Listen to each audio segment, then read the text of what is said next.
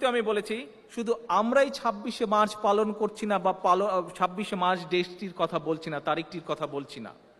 বাংলাদেশে আজ পর্যন্ত যত রাজনৈতিক নেতৃবৃন্দ এসছে, যত রাজনৈতিক দল যতবার ক্ষমতায় এসছে, বিএনপি সহ যত রাজনৈতিক দল ক্ষমতা এসছে, ইভেন শেখ মুজিব দেশ স্বাধীনের পরে যখন দেশ পরিচালনা করেছিল, শেখ মুজিবও কিন্তু 7ই মার্চ পালন করেনি স্বাধীনতা দিবস।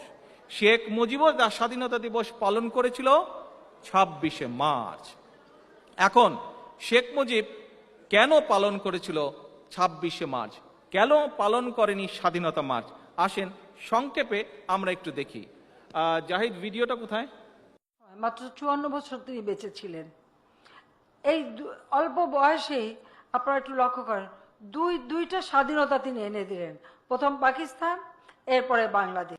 দুইটা স্বাধীনতা তিনি এনে দিলেন, প্রথম পাকিস্তান, এরপরে বাংলাদেশ। নেতৃবৃন্দ, এখানে শেখ হাসিনা বলছে যে পাকিস্তান স্বাধীন করেছিল শেখ মুজিব, রাইট?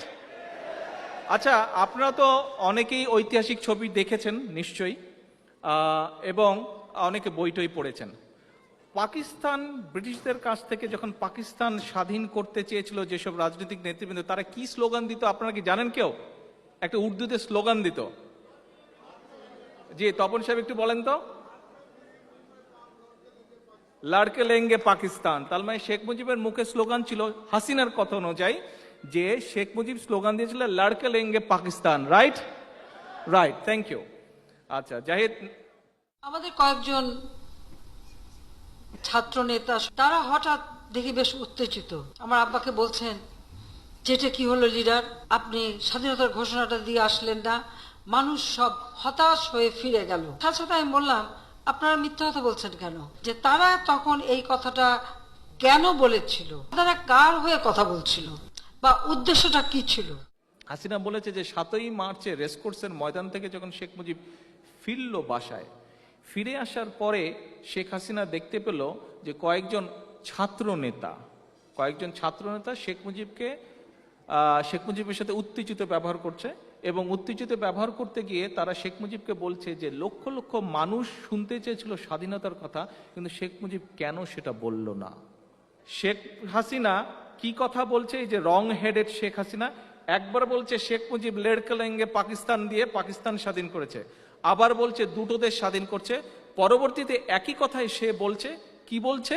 যে শেখ মুজিব মানুষ 7ই মার্চ রেসকোর্স ময়দানে যা শুনতে চেয়েছিল কেন সেটা বলল না, এই চাপ দিচ্ছিল। অর্থাৎ মানুষ সেদিন কিন্তু প্রিপেয়ার ছিল যে শেখ মুজিব স্বাধীনতার ঘোষণা দেবে, কিন্তু শেখ মুজিব সেই ঘোষণাটা দেয় নাই।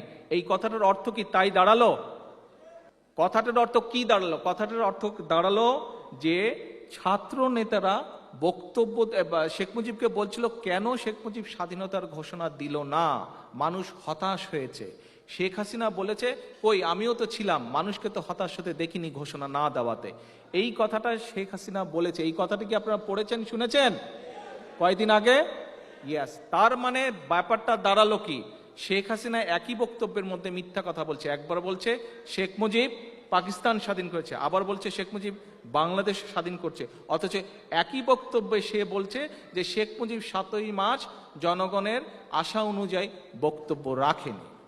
এখন নেতৃবৃন্দ, বিষয়টা হলো যে আপনাদের সামনে 2 বছর আগে আমি কয়েকটি পয়েন্ট বলেছিলাম। কি বলেছিলাম? বলেছিলাম যে শেখ মুজিব স্বাধীনতার ঘোষণা 7ই মার্চ দেয় নাই।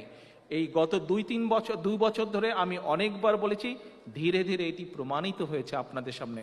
শুধু আপনাদের সামনে প্রমাণিত হয়নি, এটি আমি বহুবার আপনাদের সামনে বলেছি, এবং আজ পর্যন্ত আওয়ামী লীগ বিভিন্নভাবে বিভিন্ন কুরুচিপূর্ণ কথাবার্তা বলেছে এর জবাবে, কিন্তু তারা কোনো ঐতিহাসিক কোনো তথ্য উপস্থাপন করে আমার এই বক্তব্যগুলোকে খণ্ডাতে পারে না।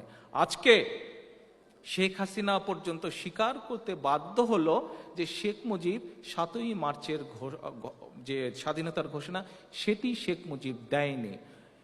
আজকে বহু বছর পরে তারা এসে স্বীকার করলো যে স্বাধীনতার ঘোষণা আওয়ামী লীগের নয়, স্বাধীনতার ঘোষণা শেখ মুজিবের নয়।